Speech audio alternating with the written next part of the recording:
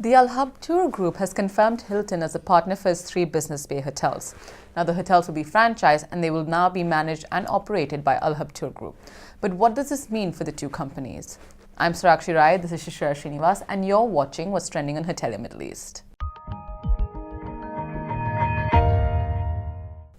At the press conference at the newly unveiled Habtoor Palace LXR Hotels and Resorts, it was revealed that St. Regis Dubai will be the LXR Hotel and Resorts property, which is about 234 rooms, and it's a debut for the brand in the region. Now, the W Habtoor City will be the V Hotel Curio Collection by Hilton with 356 rooms, and the Westin Dubai Al Habtoor City will be the Hilton Dubai Al Habtoor City with 1,004 rooms. Mohammed Al Habtoor was present at the press conference along with Ian Carter, President of Global Development, Architecture, Design and Construction of Hilton. When asked to comment on the operator change from Marriott to Hilton as the new franchisor, here's what Al Habtoor had to say. You know, when you're married, you can divorce also, right? And get rid of your wife. So I think, or she get rid of you. So we ended our relationship with Marriott amicably, and we still have Marriott managing some of our properties around the world.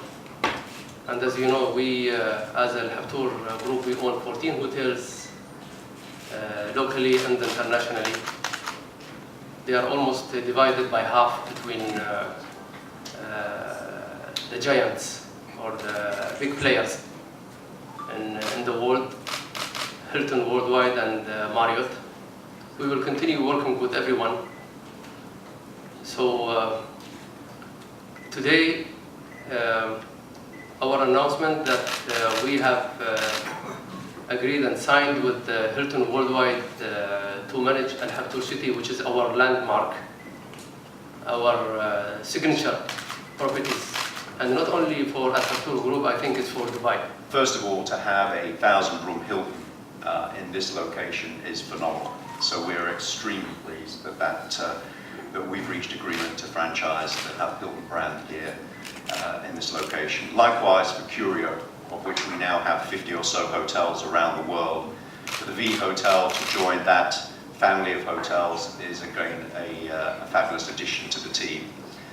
And then probably most importantly, as we sit here in the Habtoor Palace, to become one of the first hotels to join our newly formed and launched LXR brand is phenomenal.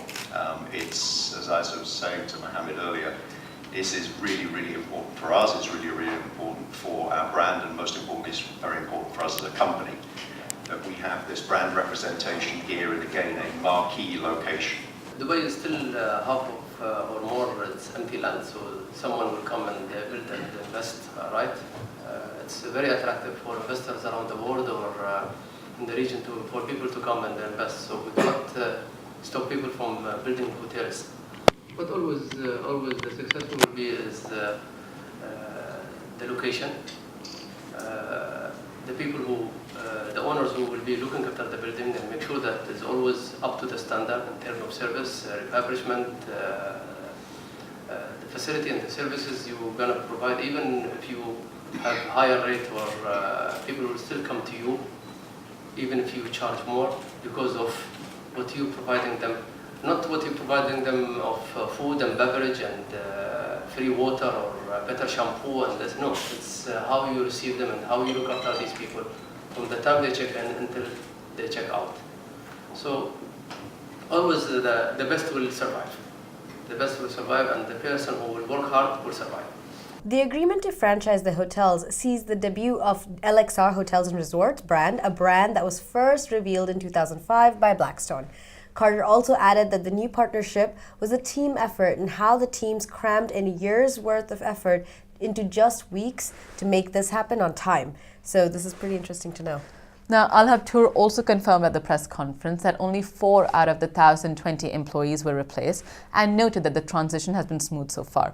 Now, the F&B analysts, all the hotels will say the same, along with La Pearl, which is the entertainment factor of the hotels. We recently also spoke to Marriott International's Regis, and here's what he had to say about owner-operator relationships. In any market, you have cycles I've been around long enough in the industry to have lived through 4 cycles, and they're all different.